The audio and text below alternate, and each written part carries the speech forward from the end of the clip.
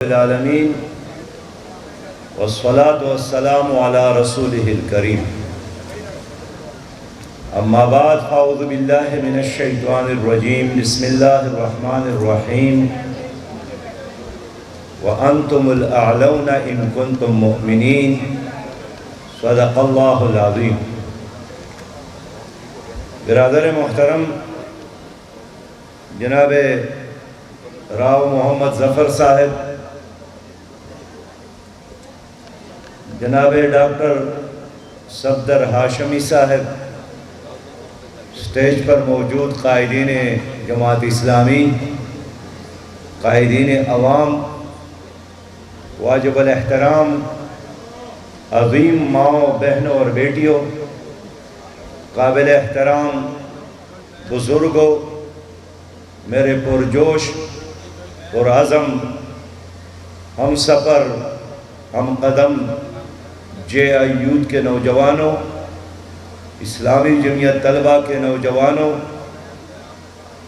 جمعیت طلبہ عربیہ کے نوجوانوں اور میرے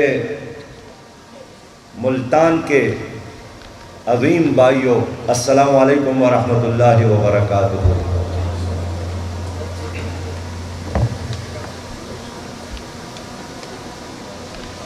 ایک فقرے پر سب کا اتفاق ہے، بازار کے چوکیدار سے لے کر صدر پاکستان اور وزیر اعظم تک،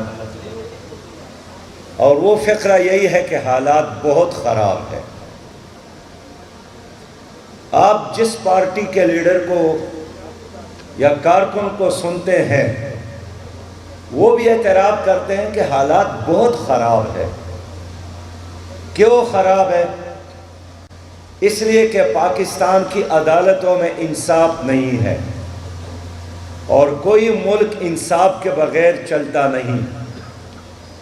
اس لیے خراب ہے کہ پاکستان کی معیشت بہت زیادہ کمزور ہو گئی ہے، بیٹھ گئی ہے، اور 10 کروڑ سے زیادہ پاکستانی غربت کے لکیر سے نیچے زندگی گزارنے پر مجبور ہے۔ حالات اس لیے خراب ہے کہ ان پڑھ تو کیا، تعلیم یافتہ ڈگری ہولڈر نوجوان بھی بے روزگار ہے۔ حالات اس لیے خراب ہے کہ 5 دریاؤں کے باوجود پاکستان کا ہر 5واں پاکستانی گندا پانی پیتا ہے جو مضر صحت ہے، اور روزانہ 345 سے زیادہ لوگ صرف یرقان کی بیماری سے مر جاتے ہیں۔ حالات اس لیے خراب ہے کہ ہمارے ملک کے ہاسپٹلز میں غریب کے لیے مناسب علاج کا انتظام نہیں۔ حالات اس لیے خراب ہے کہ غریب کے بچے کے لیے کوالٹی کی ایجوکیشن کا کوئی اہتمام نہیں۔ اب اگلا سوال یہ ہے کہ یہ حالات جو خراب ہے، جس پر سب کا اتفاق ہے، تو یہ کس نے خراب کیے ہیں؟ اگر اس ملک پر سراج الحق نے حکومت کی ہے تو پھر ہمیں اعتراف کرنا پڑے گا کہ یہ حالات سراج الحق کی وجہ سے خراب ہے، لہٰذا سراج الحق کا احتساب ہونا چاہیے، سراج الحق کے ساتھ حساب کتاب ہونا چاہیے۔ اس کو کسی بڑے چوک میں کھڑا کر کے ان کو سزا دینا چاہیے کہ ہم نے آپ کو ووٹ دیا، ہم نے آپ کو مینڈیٹ دیا، ہم نے آپ کو عزت دی، ہم نے آپ کو وزیر اعظم بنایا، ہم نے آپ کو گورنر اور وزیر اعلیٰ بنایا، ہم نے آپ کو صدر پاکستان بنایا، لیکن آپ نے پاکستان کو آگے لے جانے کی بجائے پاکستان کو تباہ کیا، معیشت کو تباہ کیا، نئی نسل کو تباہ کیا۔ تو پھر اس قوم پر لازم ہے کہ وہ سراج الحق کا احتساب کرے۔ لیکن اگر اس ملک میں گزشتہ 76 سالوں میں پیپلز پارٹی نے 4 بار حکومت کی ہے، مسلم لیگ نے بار بار حکومت کی ہے، پی ٹی آئی نے حکومت کی ہے، 35 سال جرنیلوں نے حکومت کی ہے، تو پھر اس قوم سے میں پوچھنا چاہتا ہوں کہ کیا اب بھی وقت نہیں آیا ہے کہ ہم ان لوگوں کا احتساب کریں جنہوں نے اپنی پراپرٹیز میں اضافہ کیا، اپنی شوگر ملز میں اضافہ کیا، اپنی جائیدادوں میں اضافہ کیا، یہاں لوٹ کر باہر کے ملکوں میں چھپایا، اور ان لوگوں نے آپ کے احتساب کے اداروں کو یرغمال بنایا، آپ کی عدالتی نظام کو تباہ اور برباد کیا۔ آپ کا ہر بچہ آج اگر ورلڈ بینک اور آئی ایم ایف کا مقروض ہے تو جنات کی وجہ سے نہیں ہے، ان 3 پارٹیوں کی وجہ سے ہے۔ تو اگر انہوں نے معیشت کو تباہ کیا، انصاف سے آپ کو محروم رکھا، آپ کے بچوں کو روزگار سے محروم رکھا، آپ کے مستقبل کو تباہ اور برباد کیا، تو میری قوم کے لوگوں، میرے بھائیوں اور بہنوں، کیا اب اس قوم، یہ قوم اگر باشعور ہے، یہ قوم اگر باضمیر ہے، اس قوم کے کوپڑی میں اگر کوئی دماغ موجود ہے، اس قوم میں اگر کوئی غیرت موجود ہے، تو کیا غیرت کا تقاضا نہیں ہے کہ اب ہم ان پارٹیوں کا احتساب کریں اور 8 فروری کو ان کا احتساب اور ان کے ساتھ حساب کتاب کریں۔ میں آپ کو مایوس نہیں کر رہا ہوں، ہمیں مایوس اس لیے نہیں ہونا چاہیے کہ پاکستان 25 کروڑ عوام کا ہے، اس 25 کروڑ عوام میں 65% باصلاحیت نوجوان ہیں۔ اللہ تعالیٰ نے ہمیں آزادی کی نعمت سے نوازا ہے، اللہ نے 60 سالوں میں ہمیں ایٹمی پاور سے نوازا ہے، اللہ تعالیٰ نے ہمیں سمندروں سے نوازا ہے، اللہ تعالیٰ نے ہمیں زرعی زمینوں سے نوازا ہے، اللہ تعالیٰ نے ہمیں سونے، چاندی، گیس کے ذخائر سے نوازا ہے۔ لیکن اب تو یہ ہمارا کام ہے کہ اپنی زمین کو آباد کرے، اپنے معدنیات کا بہتر استعمال کرے، پانی کا قطرہ قطرہ جو ہیرا ہے، موتی ہے، سونے سے زیادہ قیمتی ہے، اس کو سٹور کر کے اس کا بہتر استعمال کرے۔ اپنے نوجوان جو دنیا بھر میں سب سے زیادہ محنتی، ذہین اور فتین نوجوان ہے، ان نوجوانوں کی صلاحیتوں کو استعمال کرے۔ میں تو سمجھتا ہوں کہ ہماری قوم میں وہ صلاحیت موجود ہے کہ ہم عالمی اسلام کی قیادت کر سکتے ہیں، ہم ساری دنیا کے امامت کر سکتے ہیں، اس لیے کہ اللہ نے ہمیں انسانوں کے رہنمائی کے لیے پیدا کیا ہے۔ کنتم خیر امت اخرجت للناس، ساری انسانیت کی امامت اور قیادت کے لیے اللہ تعالیٰ نے انسان کو، مسلمان کو بھیجا ہے۔ آپ اس زمین میں خلیفہ ہے اللہ کے، آپ اس زمین میں اللہ کا نمائندہ ہے، لہٰذا ہماری تباہی اور بربادی کی بنیادی وجہ ان ظالم، فاشسٹ، غیر جمہوری اور یہ چند مافیاز کی گرفت ہے جس میں آپ اور ہم سب اس وقت جکڑے ہوئے ہیں۔ میرے بھائیوں، میں اس لیے نہ اپنے کارکن اور نہ اپنی قوم کو مایوس کرتا ہوں، میں یہی کہتا ہوں کہ ایک بستی بستی والی ہے جس بستی میں کوئی ظلم نہ ہو اور جینا کوئی جرم نہ ہو، جہاں پھول خوشی کے کھلتے ہو اور موسم سارے ملتے ہو، جہاں رنگ اور نور برستے ہو اور سارے ہنستے بستے ہوں۔ امید ہے ایسی بستی کی جہاں جھوٹ کا کاروبار نہ ہو، جہاں دہشت کا بازار نہ ہو، جہاں جینا بھی دشوار نہ ہو، جہاں مرنا بھی آزار نہ ہو، جہاں منصف سے انصاف ملے، جہاں دل سب کا سب سے ساتھ ملے، ایک آس ہے ایسی بستی ہو جہاں روٹی زہر سے سستی ہو۔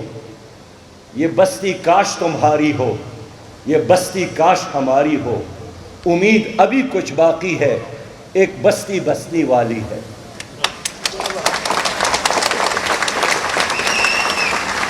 میں اس پاکستان کی بات کرتا ہوں جس کا خواب علامہ اقبال نے دیکھا تھا۔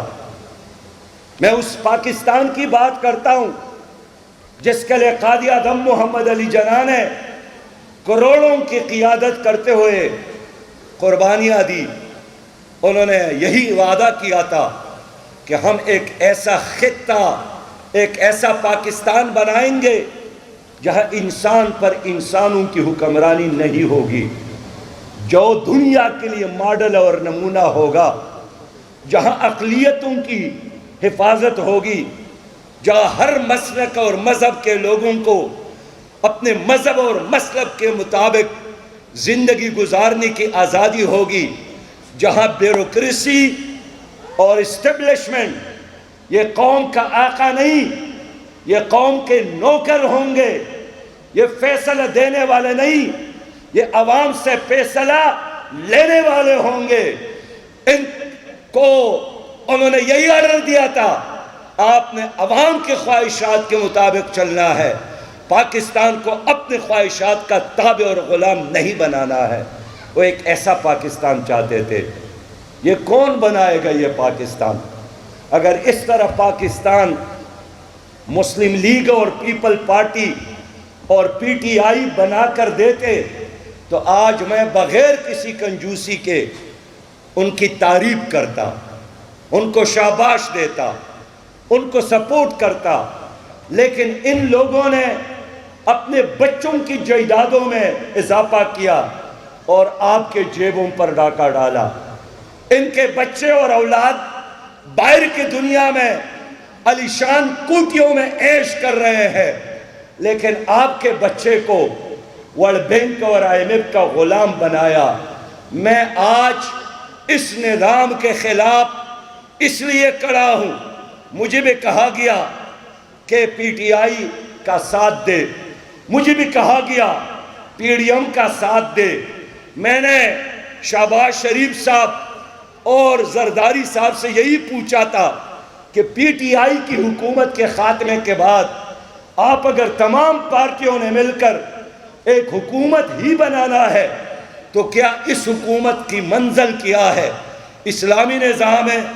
اس نے کہا کہ نہیں، یہ ہر پارٹی کا اپنا مسئلہ ہے، ہم تو صرف اقتدار چاہتے ہیں، ہم تو حکومت چاہتے ہیں۔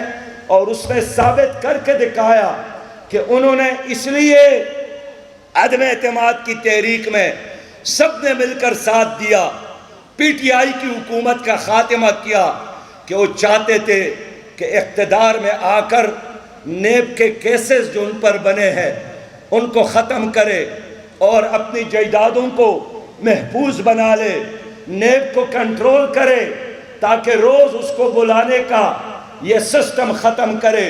یہ سب کے سب کامیاب ہو گئے، لیکن عوام ناکام ہو گئے۔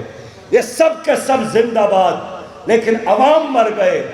عوام بیچارے خوشی کی کسی لمحے کو ترس رہے ہیں۔ میرے پیارے بھائیوں، میں آج آپ کی ضمیر پر دستک دینے آیا ہوں۔ ملتان کے لوگوں، ہمارے اس پاکستان کو دو خاندانوں نے یرغمال بنایا ہے۔ دو خاندان یہی سمجھتے ہیں کہ قائد اعظم نے پاکستان بنایا تھا ہمارے لیے، اور اپنی اپنی باریوں پہ آ کر کبھی اعلان کرتے ہیں کہ وہ سیاسی ٹگ ہے، ہم اس کو چوکوں میں گھسیٹیں گے، لیکن جب ان کی مفادات کا تقاضا ہوتا ہے وہی پارٹیاں پھر نعرے لگاتے ہیں کہ مریم اور بلاول بہن بھائی۔ یہ اپنے مفادات کے لیے کبھی بہن بھائی بنتے ہیں، ایک حکومت میں شریک ہوتے ہیں، اور کبھی آپس میں لڑتے ہیں، ایک دوسرے کو گھسیٹنے کی بات کرتے ہیں۔ اس لیے کہ ان کی سیاست ذات کے لیے ہے، ان کی سیاست خاندان کے لیے ہے۔ گزشتہ دنوں میں نے ایک تصویر دیکھی کہ جناب نواز شریف صاحب بیٹے ہیں، شہباز شریف صاحب بیٹے ہیں، مریم صاحبہ بیٹی ہیں، اسحاق ڈار صاحب بیٹے ہیں، اور یہ پارلیمانی بورڈ ہیں، کہتے ہیں کہ ایم این ایز اور ایم پی ایس کے فیصلے کریں گے۔ میں نے کہا ایم پی ایس کا فیصلہ نہیں کرنا ہے، انہوں نے ہر ضلع میں اپنے خاندان کے لیے غلاموں کے فیصلے کرنے ہیں۔ اس لیے لوگوں، جب تک یہ دو خاندان آپ کی سیاست میں موجود ہے، نہ آپ ترقی کر سکتے ہیں، نہ آپ کی آئندہ نسلیں ترقی کر سکتے ہیں۔ انہوں نے پاکستان میں کرپشن کو عام کیا۔ آج اگر 5,000 ارب روپیہ سالانہ کرپشن ہے تو کیا ٹیکسی ڈرائیور کرپشن کرتا ہے؟ کیا بازار کا چوکیدار کرپشن کرتا ہے؟ یا یہی لوگ کرپشن کرتے ہیں؟ انہوں نے آپ کے پاکستان کو، ایک پاکستان کو دو پاکستان بنایا۔ غریب کے لیے علیحدہ تعلیمی ادارے، بڑوں کے لیے علیحدہ، غریب کے لیے علاج کا کوئی انتظام نہیں، بڑوں کے لیے وی آئی پی نظام، غریب کے لیے عدالت تو کیا، ایک تانہ دار بھی ان کو تانے میں جب جاتا ہے کرسی پر بیٹھنے کی اجازت نہیں دیتا ہے، جبکہ یہ سارا نظام ان جاگیرداروں اور ان سرمایہ داروں کے حجروں میں جا کر حاضری دیتے ہیں، ان کے طواف کرتے ہیں۔ یہ دو پاکستان ہے۔ آج اگر پاکستان معاشی لحاظ سے بدحال ہے، کیوں ہے؟ اس لیے کہ دودھ بھی یہ لوگ پیتے ہیں، مکھن بھی یہ لوگ کھاتے ہیں، اور آپ غریب آدمی کو لسی دینے کے لیے بھی لوگ تیار نہیں ہیں۔ یہ گوشت بھی کھاتے ہیں اور ہڈیاں بھی ہضم کرتے ہیں، لیکن غریب آدمی کو شوربہ دینے کے لیے تیار نہیں ہے۔ یہ کیسا پاکستان ہے؟ آپ دیکھیے، امریکی صدر وائٹ ہاؤس میں رہتا ہے، لیکن آپ کے گورنر ہاؤس 700 کنال پر مشتمل امریکی صدر کے وائٹ ہاؤس سے بڑا ہے۔ لاہور کا 1.25، پشاور کا 1.25 کلومیٹر پر محیط گورنر ہاؤس، لاہور کا، سندھ کا، بلوچستان کا، کراچی میں۔ اب دیکھیے، ہر لمحہ آپ کے کروڑہ رقم ان گورنر ہاؤسز پر خرچ ہو جاتی ہے جو آپ ادا کرتے ہیں۔ ٹیکسز کی صورت میں آپ سے چھین لیا جاتا ہے، اور پھر مزے کرتے ہیں۔ گورنر ہاؤس میں ایک آدمی ہوتا ہے، اس کا کوئی جاب نہیں ہوتا ہے، اس کی کوئی کارکردگی نہیں ہے، وہ دکھانے کے لیے ایک چیز ہے۔ لیکن کس طرح انہوں نے انگریز دور کا وہ یادگار ادھر ہی رکھا ہے کہ اس پر کروڑہ خرچ آ جائے، اربہ خرچ ہو، لیکن انگریز نے ایسا ہی چھوڑا ہے۔ آپ کبھی ریل میں سفر کرتے ہوں گے، جگہ جگہ پاٹک پر آپ کو ایک فقرہ ملے گا کہ رجسٹر شکایات پاٹک والے کے ساتھ پڑا ہے، کوئی شکایت ہو تو آپ اس میں درج کر لے۔ نہ پاٹک والا ہوتا ہے، نہ کوئی رجسٹر موجود ہے، لیکن انگریز نے ایک فقرہ لکھا ہے، اور یہ غلام ابن غلام ابن غلام آج تک اس فقرے کو بھی تبدیل نہیں کر سکے۔ میرے پیارے بھائیوں، آپ کا ایک اسپیچ 104 کنال میں رہتا ہے، 104 کنال گھر میں۔ ہمارا دور آئے گا، ہم گورنر ہاؤس کو ختم کر کے اس میں تعلیمی ادارے بنائیں گے، اور مجھ سمیت ہم سب 10 مرلے کے گھر میں رہیں گے۔ یہ ٹھیک ہے، کوئی ذاتی گھر میں رہے تو 100 مرلے کے گھر میں رہے، لیکن میری جیسی غریب قوم کے ٹیکسز پر جو گورنر بنتا ہے اور وزیر اعظم بنتا ہے، اس کو 10 مرلے کے سے زیادہ گھر نہیں ہونا چاہیے۔ میں نے اپنی آنکھوں سے دیکھا ہے، برطانیہ کے وزیر اعظم کا گھر 6 کمرے ہیں، اور ایک وزیر اعظم آیا، ان کے بچے زیادہ تھے، انہوں نے درخواست دی کہ اس اسٹریٹ میں میرا گھر چھوٹا ہے، لہٰذا سامنے والی اسٹریٹ میں مجھے اور 2 کمرے دیا جائے۔ آپ کو سوچنے کی میں دعوت دیتا ہوں۔ دیکھیں، آپ کا کوئی ایم پی رہے، ایم این اے رہے، گورنر رہے، جب فارغ ہو جاتا ہے ان کی جھونپڑی بنگلے میں تبدیل، ان کی گاڑی قیمتی، ان کی جائیدادوں میں اضافہ۔ ہم مسلمان ہیں، لیکن میں نے پڑھا، میں نے دیکھا، گورباچوف روس کے صدارت سے فارغ ہو گئے اور اپنے بچوں کو پالنے کے لیے انہوں نے یونیورسٹی میں لیکچررشپ شروع کیا۔ ابھی اوباما فارغ ہو گئے ہیں، امریکہ کے صدر تھے اور ایک یونیورسٹی میں پڑھانے لگے۔ بل کلنٹن فارغ ہو گئے اور موٹیویشنل سپیکر بن گئے۔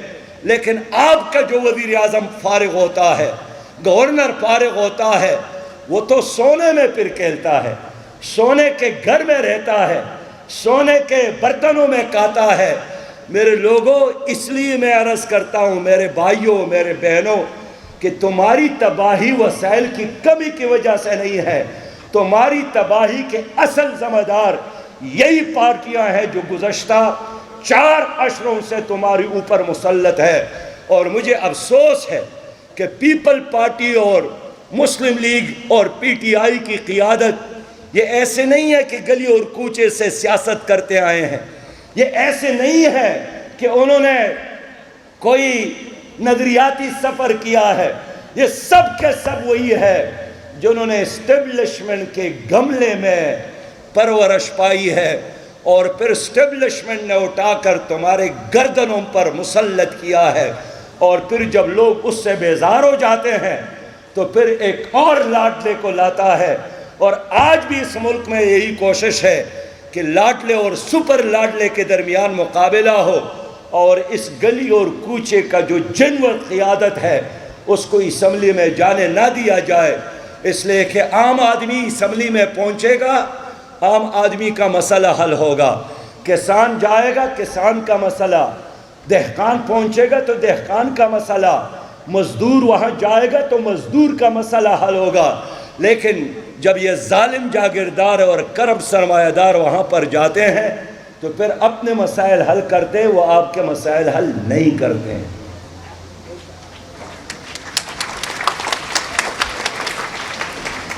اس لیے اب وقت آیا ہے کہ عوام انقلاب کی طرف بڑھے۔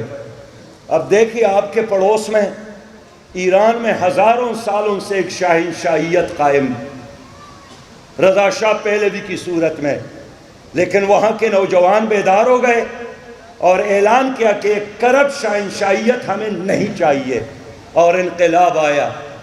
افغانستان پر روسیوں نے یلغار کی، نیٹو فوج نے یلغار کی، لیکن وہاں کے نوجوان نے فیصلہ کیا کہ ہمیں نہیں چاہیے غلامی کی موت، ہمیں شہادت اور جہاد کی زندگی پسند ہے۔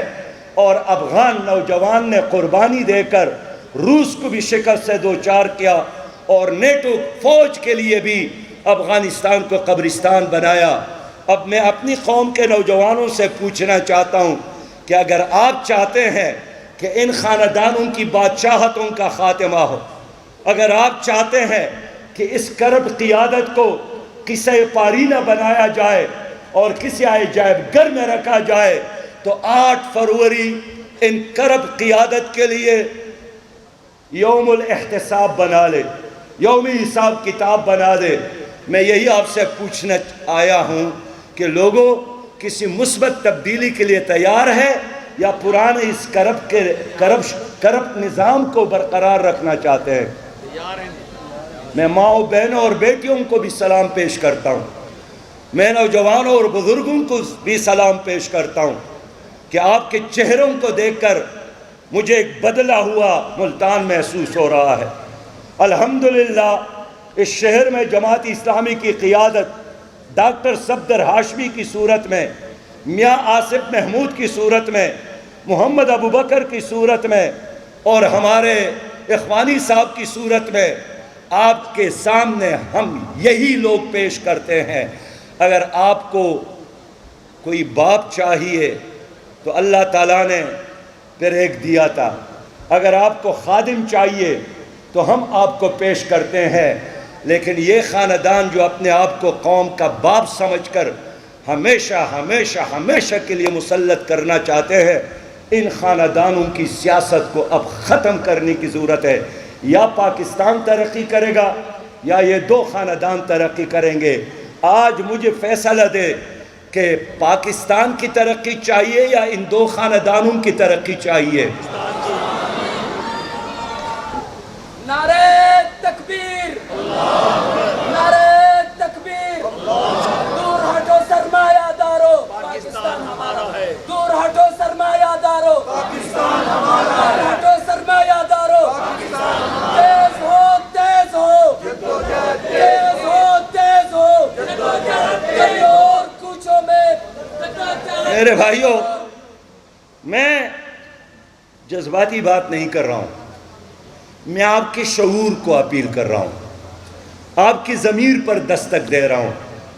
آپ کا ایک بہت بڑا مسئلہ ہے، اس قوم کی زندگی اور موت کا مسئلہ ہے، وہ کشمیر کی آزادی ہے۔ آپ مجھے بتائیں، ان پارٹیوں نے کشمیر کے آزادی کے لیے جدوجہد کیا، کشمیر کو انڈیا کے حوالے کیا؟ کشمیر کو بیچا یا نہیں بیچا؟ آج اگر جماعت اسلامی خاموش ہو جائے، بخدا اس ملک میں کوئی کشمیر کی بات کرنے والے ان پارٹیوں میں کوئی نہیں ہے۔ یہاں مائیں بہنیں اور بیٹیاں موجود ہیں، کیا یہ آپ کا مسئلہ نہیں ہے کہ اس قوم کی ایک بیٹی، رسول اللہ صلی اللہ علیہ وسلم کی ایک بیٹی ڈاکٹر عافیہ 86 سالوں کے لیے انہوں نے حوالہ کیا اور امریکی جیلوں میں پڑی ہے، تڑپ رہی ہے، تشدد اس پر ہو رہا ہے، ان کے سامنے 2 دانت شہید کیے گئے، ان کی کھوپڑی پر ضرب لگی ہے جس کی وجہ سے ایک کان کی سماعت خراب ہو گئی ہے۔ کیا جرم ہے ڈاکٹر عافیہ کا؟ اس پر الزام یہی ہے کہ اس نے ایک افغانی سے بندوق چھین کر اور اس بندوق سے اس نے پھر ایک امریکی فوجی پر فائرنگ کی ہے۔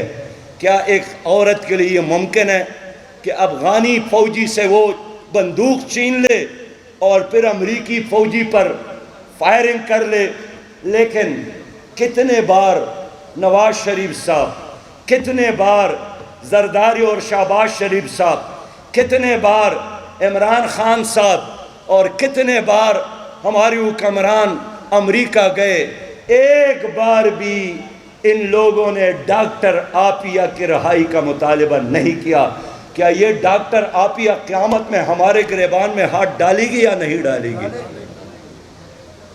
ان کی ماں زندہ تھی تو انہوں نے ایک کیسٹ بھیجا تھا، وہ کیسٹ ان کی ماں نے مجھے سنائی، اس میں اس نے اپنی ماں کو وصیت کی تھی کہ اگر میں مر گئی میری ماں تو میرے لیے نہ رونا، میں قیامت میں اپنے محبوب نبی مہربان صلی اللہ علیہ وسلم کے قدموں میں بیٹھ کر فریاد کروں گی کہ میرے محبوب، اس قوم نے مجھے بیچا تھا یہودیوں کے ہاتھوں، اس قوم نے مجھے حوالہ کیا تھا امریکیوں کے ہاتھوں۔ آج سے 4 دن قبل ان کے ایک امریکی وکیل ہے، اس نے پریس کانفرنس کی ہے کہ نہ صرف ڈاکٹر عافیہ پر جسمانی تشدد ہوا ہے بلکہ ان پر جنسی تشدد بھی ہوا ہے، اور یہ بھی اس نے اعتراف کیا کہ اس تشدد کے بارے میں پاکستان کی حکومت کو پتہ ہے، وہ چھپانے کی کوشش کر رہی ہے۔ اس نے کہا کہ اگر پاکستان کی حکومت چاہے تو امریکہ ڈاکٹر عافیہ کو رہا کر سکتی ہے، وہاں کی حکومت، لیکن ایک بار بھی پاکستان کی حکومت نے سنجیدگی کے ساتھ مطالبہ نہیں کیا۔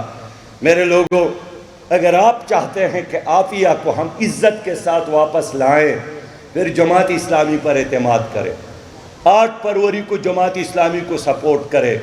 بخدا ہمیں اقتدار ملا، یہ پہلے ترجیح میں ہم شامل کریں گے کہ ہم اپنی عزت نبی مہربان کی بیٹی اور ہماری ماں اور بہن ڈاکٹر عافیہ کو عزت کے ساتھ ہم واپس لائیں گے۔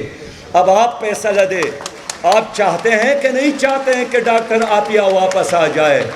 اگر آپ چاہتے ہیں پھر ہمارا ساتھ دے۔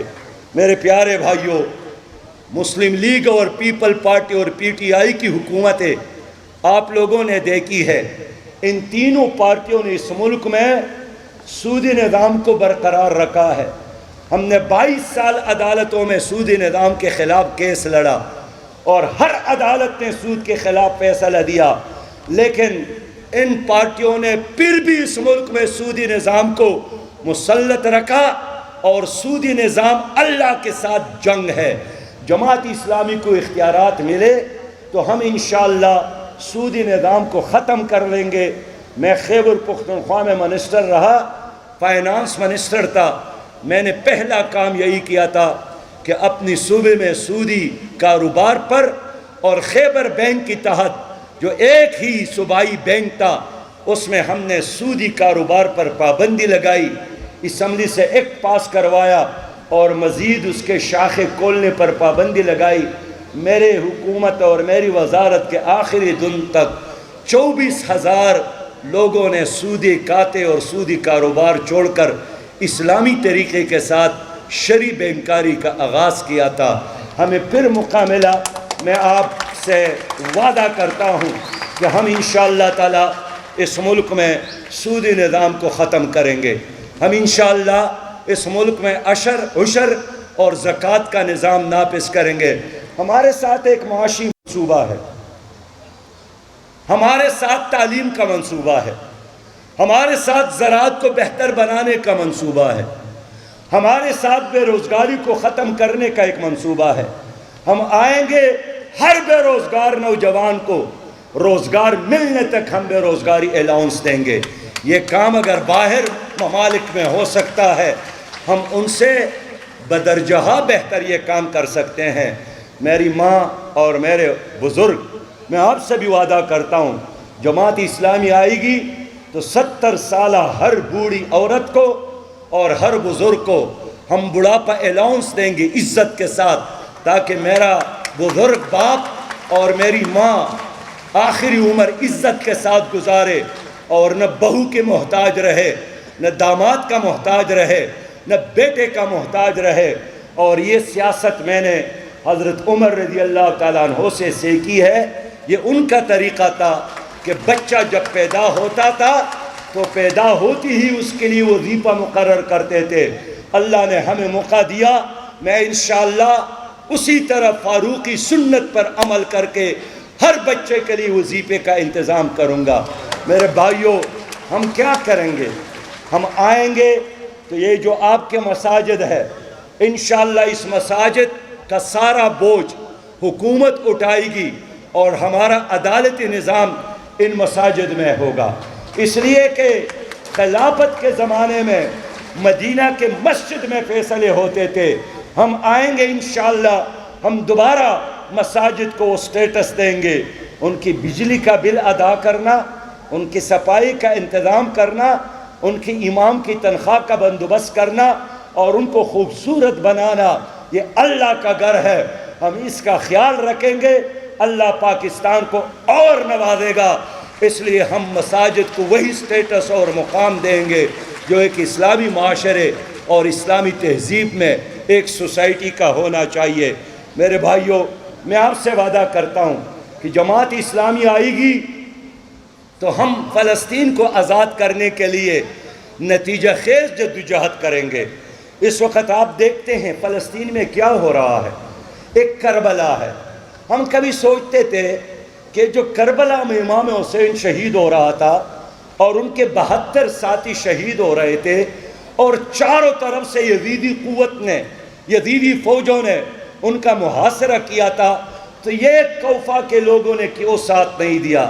کوفہ کے لوگوں نے بڑی منافقت کی، انہوں نے بہت ظلم کیا، لیکن کیا آج وہی ظلم ہم نہیں کر رہے ہیں کہ اس زمانے کا ایک کربلا ہے جہاں ہمارے آج کے تاریخ تک 20,000 ہمارے بھائی شہید ہو گئے، ہمارے بیٹیاں، ہمارے بچے شہید ہو گئے۔ ہم دیکھ رہے ہیں آسمان سے بموں کی بارش ہے، ہم دیکھ رہے ہیں غزہ بارود کی آگ میں جل رہا ہے، اور ان کا جرم کیا ہے؟ ان کا جرم یہی ہے کہ مسجد اقصی اللہ کا گھر ہے، یہ مسلمانوں کا ہے، یہودیوں کا نہیں ہے۔ ان کا جرم یہی ہے کہ وہ یہودیوں کی غلامی قبول کرنے کے لیے تیار نہیں ہے۔ 16 سالوں سے ان کا معاصرہ ہے، اور آج جب انہوں نے طوفان الاقصی برپا کر کے اسرائیل کو سبق سکھایا، تو امریکہ، فرانس اور جرمنی نے مل کر غزہ جو 45 کلومیٹر پر محیط ایک علاقہ ہے اس پر حملہ کیا۔ 63 دن ہو گئے۔ میرے لوگوں، کفر کے تمام حکمران ان کے ساتھ کھڑے ہیں، لیکن کیا ہمارے مسلمان حکمران بھی فلسطینیوں کے ساتھ کھڑے ہیں؟ میں اپنی حکومت سے پوچھنا چاہتا ہوں کہ ان 63 دنوں میں انہوں نے کیا کیا؟ کوئی غیرت کی بات، کوئی ایسا اقدام جس پر ہم فخر کر سکے، کوئی ایسا کام جو ہم اپنے چھوٹے بچوں کو سمجھا سکے کہ ہماری حکومت نے یہ کارنامہ، اس لیے کہ امریکہ سے ڈرتے ہیں۔ یہ خاموش ہے، مجرمانہ خاموشی اختیار کی ہے۔ عالم اسلام کے 58 مسلمان ممالک نے OIC کا اجلاس کیا، لیکن یہ 58 مردہ گھوڑے تھے۔ وہاں جا کر بیٹھ گئے، لیٹ گئے، سو گئے، نشستن خوردن برخاستن، اور ایک پسا قرارداد پاس کر کے واپس آ گئے۔ اور اسرائیل نے اس کے بعد ٹینکوں کے ساتھ ان کے اسپتالوں اور سکولز پر چڑھائی شروع کی۔ نتنیاہو ہٹلر سے بڑا بدمعاش ہے، اس لیے کہ ہٹلر نے بھی جنگ عظیم میں اسپتالوں پر حملہ نہیں کیا، انہوں نے برطانیہ کے تعلیمی اداروں کو ہٹ نہیں کیا، انہوں نے آکسفورڈ کے بارے میں ہدایت جاری کی کہ برطانیہ کو ملیامیٹ کیا جائے لیکن یونیورسٹیوں کو بچایا جائے۔ آج کا نتنیاہو ہٹلر سے زیادہ ظالم فاشسٹ ہے۔ انہوں نے نہ اسکول کو چھوڑا، نہ مدرسے کو چھوڑا، نہ ہاسپٹل کو چھوڑا، نہ سویلین آبادی کو چھوڑا، اور اس سے زیادہ طاقت استعمال کرنے کے لیے اسرائیل کے ساتھ اب کچھ نہیں ہے۔ اگر 63 دنوں سے اہل غزہ مزاحمت کر رہی ہے اور اپنی جگہ پر استقلال کے ساتھ وہ قوم کڑی ہے، انشاءاللہ مستقبل میں بھی ان کو شکست نہیں دے سکتے۔ یہ جنگ اسرائیل ہار گئے ہیں، یہ لڑائی وہ ہار چکی ہے۔ نفسیاتی اور اعصابی لحاظ سے ہمارے بھائی غزہ کے لوگ کامیاب ہو گئے ہیں، لیکن ہمارا بھی کچھ فرض تو بنتا ہے۔ ہمارا فرض نہیں بنتا ہے کہ ہم نے تماشائی رہنا ہے۔ اگر ہم نے تماشا کیا تو قیامت کے دن، روز محشر کے دن، ہم حضور صلی اللہ علیہ وسلم کو منہ کیسے دکھائیں گے؟ کیسے وہ ہمیں جام کوثر سے نوازے گا؟ کیسے وہ ہماری شفاعت فرمائے گا؟ ہمارے بچے جل رہے ہیں، ہم کچھ نہیں کر رہے ہیں، ہمارے مائیں بیٹیاں چیخ رہی ہیں اور ہم اندھے بہرے اور گنگے۔ اس لیے لوگوں، ملتان کے لوگوں، اگر آپ چاہتے ہیں کہ اس دنیا میں پاکستان ایک اچھا کردار ادا کرے فلسطین کے لیے، کشمیر کے لیے، دنیا بھر کے مظلوم مسلمانوں کے لیے، پھر جماعت اسلامی پر اعتماد کرے۔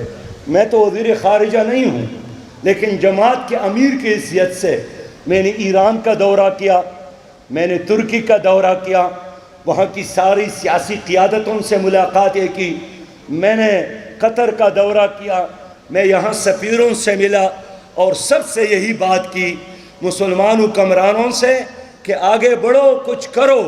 اگر آپ آگے بڑھنے کے لیے تیار نہیں ہیں تو پھر میری پاکستانی قوم کو راستہ دو، ہم لاکھوں کی تعداد میں جانے کے لیے تیار ہے اور غزہ بچانے کے لیے جام شہادت نوش کرنے کے لیے تیار ہے۔ سبیلنا سبیلنا سبیلنا سبیلنا طریقنا طریقنا۔ اس لیے لوگوں، یہ جو اس وقت ٹوپی ڈرامہ ہو رہا ہے آپ کے خلاف، نواز شریف صاحب گئے ہیں محترم جناب چودھری شجاعت حسین کے پاس، کس کے خلاف اتحاد بن رہا ہے؟ عوام کے خلاف۔ مسلم لیگ اور MQM کا اتحاد کس کے خلاف؟ عوام کے خلاف۔ یہی تو لوگ ہیں جنہوں نے کئی اشروں سے اس قوم کو یرغمال بنایا، آج پھر وہ آپ کے خلاف سازشیں کر رہے ہیں اپنی دولت کی بنیاد پر، اور دولت ان کی نہیں ہے، وہ جو انہوں نے اپنے منصبوں کا غلط استعمال کر کے دولت کمائی ہے، اسی حرام کی دولت کو حرام سیاست کے ذریعے آپ کے خلاف استعمال کر رہے ہیں۔ ہم اس کو چیلنج کر رہے ہیں، ہم انشاءاللہ مقابلہ کریں گے۔ اس جنوبی پنجاب میں پہلے ہم صرف باولپور میں حصہ لیتے تھے یا لیا میں حصہ لیتے تھے، اس بار ہم نے طے کیا ہے کہ جنوبی پنجاب کے ہر حلقے میں اپنا امیدوار لا کر اس کرب سیاستدانوں کا ہم مقابلہ کریں گے انشاءاللہ تعالی۔ میں آپ سے یہی اپیل کرتا ہوں کہ ہمیں ان سیاسی دہشت گردوں کا مقابلہ ہے، ہمیں اس معاشی دہشت گردوں کا مقابلہ ہے۔ اس مقابلے میں ہم آپ سے تعاون چاہتے ہیں، ہم آپ کا ووٹ چاہتے ہیں، ہم آپ کا سپورٹ چاہتے ہیں، اور جماعت اسلامی پر اعتماد کرے۔ ایک ایسا پاکستان ہم آپ کو دیں گے جس میں آپ بھی خوشحال رہیں گے اور آپ کی آئندہ نسل بھی آپ کے فیصلے پر فخر کریں گے۔ میں اسی امید کے ساتھ اپنی گفتگو ختم کرتا ہوں، اور ایک بار پھر ملتان کے لوگوں سے یہی امید کے ساتھ جا رہا ہوں کہ ایک خوشحال پاکستان، ایک اسلامی پاکستان، ایک نظریاتی پاکستان، ایک کرپشن فری پاکستان کے لیے آپ کھڑے ہو کر جماعت اسلامی کے ساتھ تعاون کا اعلان کرے، اور یہ جو امیدواران ہیں یہ